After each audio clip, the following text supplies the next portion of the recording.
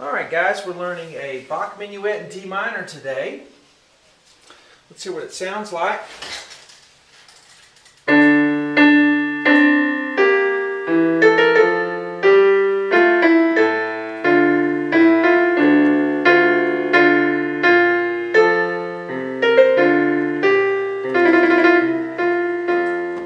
It's the first section.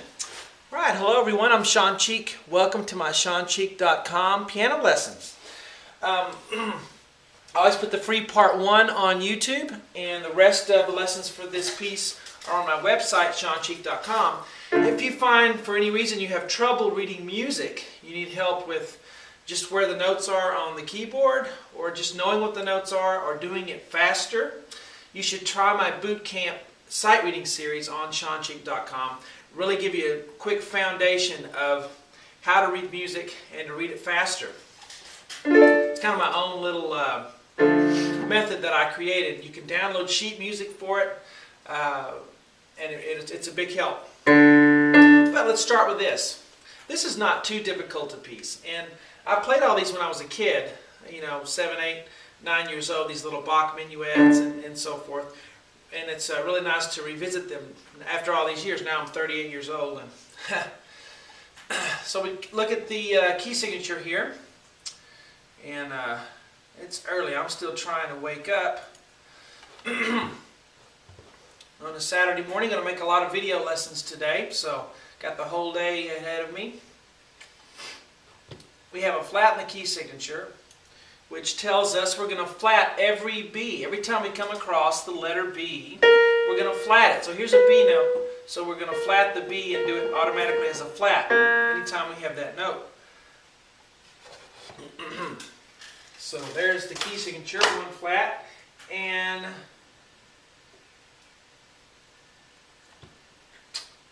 let's see, I need to clear this.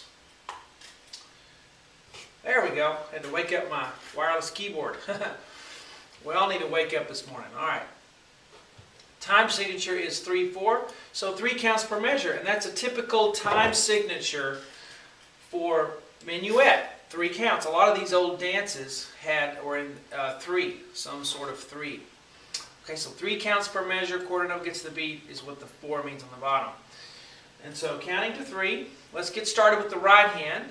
We have 3 Ds, okay, so we start off with a D, and we have 3 of those in the right hand. D in the middle of the piano. 1, 2, 3. So 3 Ds there. We're going to look at the left hand now. Yes, what's the matter? Never mind, I talked to Okay. Alright, so we go low D with the left hand, and then we'll go up to high D. And then the last one we'll have is a middle C. Okay? So we play those 3 together, starting right here. 1, 2, 3. Now, yes, the left hand and the right hand have the same note. So why write it? Because this is a different voice. Okay, there's maybe, 2 instruments. Think of 2 instruments, a clarinet and a bassoon. The clarinet plays this. And the clarinet's going to, not leave that D out just because the bassoon plays it too. Okay, so it's kind of a mental thing. So, but yeah, they have the same notes. You just have to choose which hand you want to play it. You can have both play it.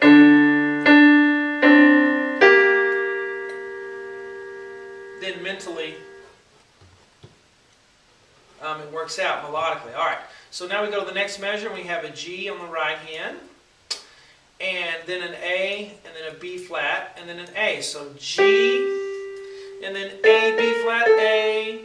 Now the rhythm there, you have a dotted quarter note, and then 2 16th notes. It's 1 and 2 and a 3, 1 and 2 and a 3, and is how you count that. Okay? Left hand we're going to have a B flat. Why is it flat? Because of the key signature over here in B flat. So it's B flat. Then we're going to go down to an E note here. And then here we'll have just an F. Okay? Now put hands together. Line these up. Notice the left hand comes in between there. So let's start right here with this measure.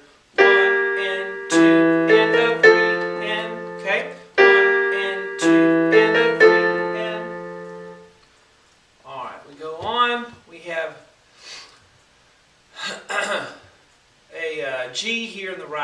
starting off with, and then an F, G, F, and then we have an E after that, and then right there at the end an A, and it's just 1 and 2 and 3 and 1 and 2 and 3 and left hand has a G note to start with, and then an A, and then a low A. I'll put our hands together, and we have 1 and 2 and 3 and. Alright, and then we have an F here, E, and then an F, and then a D. Okay, F, E, F, D. Looks like a P I wrote there. F, E, F, D. Bum, bum, bum, bum. Left hand's going to start off with a D note, and then an A, and then a low F, or F right there, not a D, an F. So D, A, F. Okay, we put those together, and then we have 1, 2, and 3. Now let's play the whole line. Let's play from here all the way to here. Okay, 1, ready, go. 1, 2,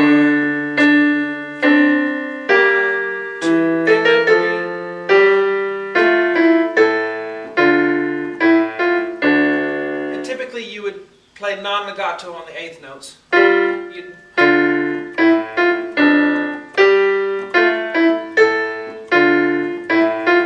See how I'm doing that? Put a little space in there. Let's continue a little bit more for this free part 1.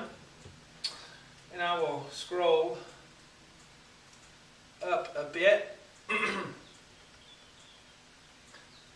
Alright, so now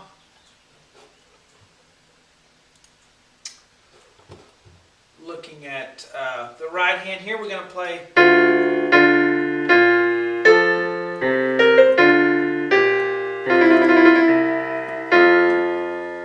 Alright, so we have in the right hand 3 Fs. 1, 2, 3. No big deal there. On the left hand, though, we have a low D. It's a D note. Okay, if you don't know your notes really well, the flashcard printouts and the flashcard exercises on SeanCheek.com will really help you. Alright, D. Alright, I'm 38, but I've been teaching for like 22 years, so I know a few things. B flat. Alright, so D, D, B flat. Play hands together here on these. 1, 2, 3. Okay? And here we're going to start with an A on the right hand. A, and then B flat, C, F. Remember the B's flat because of the key signature. 1 and 2 and a 3 and is the rhythm. 1 and 2 and a 3 and. Left hand starts with an F, goes down to C, and then up to D. We put our hands together, and then we have 1 and 2 and a 3 and.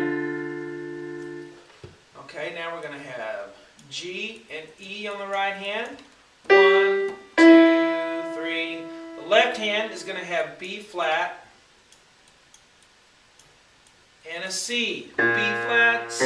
Put hands together. 1, 2. And then right here at the end we have a low C on the left hand. Down there. So it'd be 1, 2, 3. Now what you can do a lot of times at a cadence, and a cadence just means the end of a musical section, they would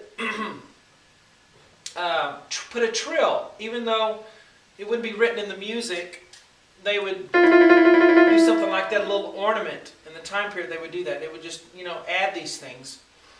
And you do a trill right here on the notes F and E. So you take the E, the written note, the principal note, and then you take the upper note, upper auxiliary note, F, and you'd start on the F actually in the Baroque period, back then, 1700s, and you would trill it. You go back and forth as fast as you can until it was time to end it. So you'd go 1,